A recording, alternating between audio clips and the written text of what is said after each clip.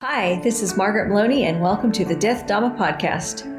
In a series I used to read, occasionally one character would say to the other, "May you live in interesting times." It was understood that this was a curse, where interesting times meant chaos and difficulty.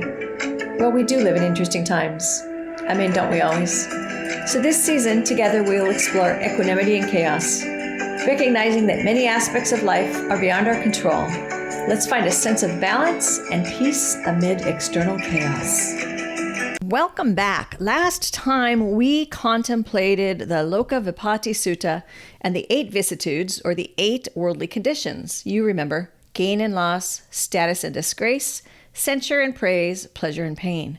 Now, some also refer to these as the winds, because like the wind, they are inconstant and they blow through all of our lives. I kind of appreciate that comparison to the wind. We will all experience gain and loss, status and disgrace, censure and praise, pleasure and pain. In fact, the Buddha experienced these winds too. We touched on this last time, but these winds or conditions can lead us to suffering as we try to hang on to gain and to avoid loss, or climb to a certain status and stay away from disgrace. Remember, the Loka Vipatti Sutta, which is Anganakara 8.6, teaches us gain, loss, status, disgrace, censure, praise, pleasure, and pain. These conditions among human beings are inconstant, impermanent, and subject to change.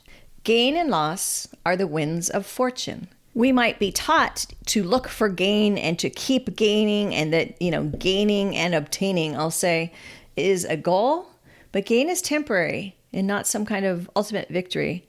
And loss is an important teacher, not a misfortune necessarily, but a guide to understanding impermanence. We cannot avoid loss. To do so is to be coming from a place of aversion. We can observe the truth behind what is left when you think all has been lost.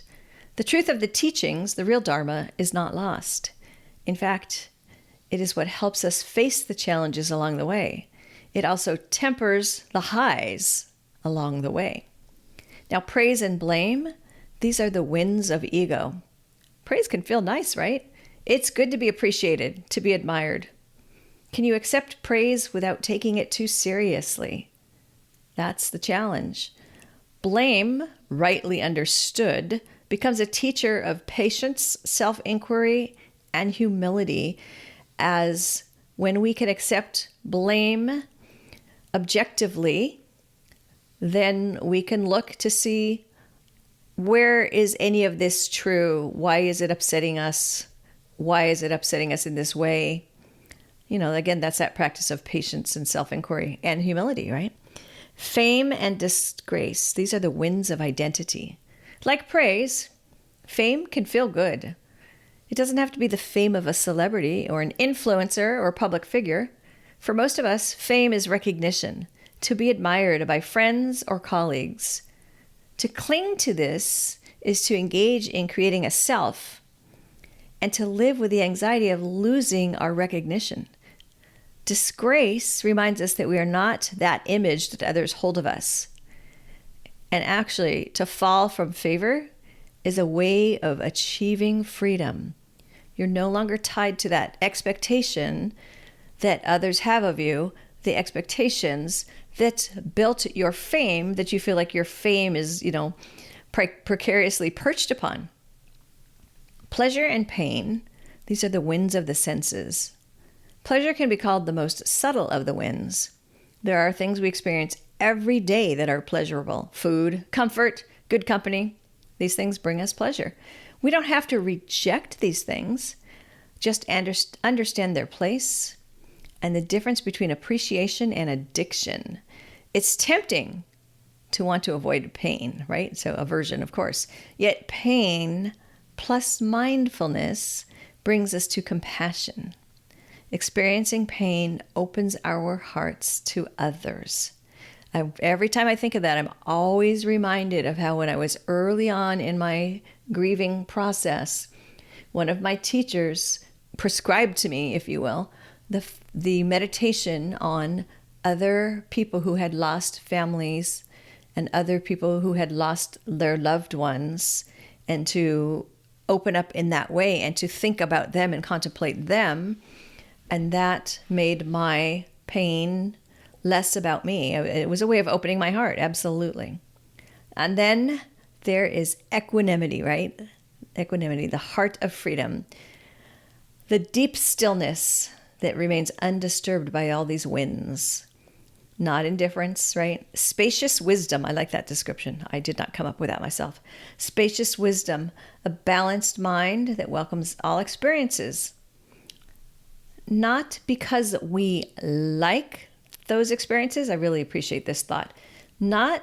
So welcoming an experience, not because I like it or want it, but because I understand them, or the balanced mind understands them, as I know that I'm not quite there yet. This statement is really a balanced mind that welcomes all experiences, not because it likes them, but because it understands them. The Buddha kept balance when slandered by others by saying, if you know this to be true, then do what you think is right. So in other words, when people would try to blame him, maybe try to put him in a place of disgrace, he would just say, if you know this is true, then do what you think is right. In other words, if you're positive, then act however you need to act. And, he was coming from that, he was undisturbed by the potential wind of disgrace or wind of blame. These winds are part of our story as human beings and part of our training. It's not our goal to avoid the winds. That is not possible. It is up to us to recognize the winds, to note them, feel them blowing past us, and understand where we are in relation to clinging and aversion and how these winds are shaping our practice, and to work towards that time when we can have that deep stillness and be undisturbed by the winds. You've been listening to the Death Dhamma Podcast with your host, Margaret Meloni. Thank you so much for being here. Come find me on margaretmeloni.com, margaretmeloni.com. And until we meet again, may you be well, may you be happy, may you be at ease, and may you be free from suffering. Bye for now.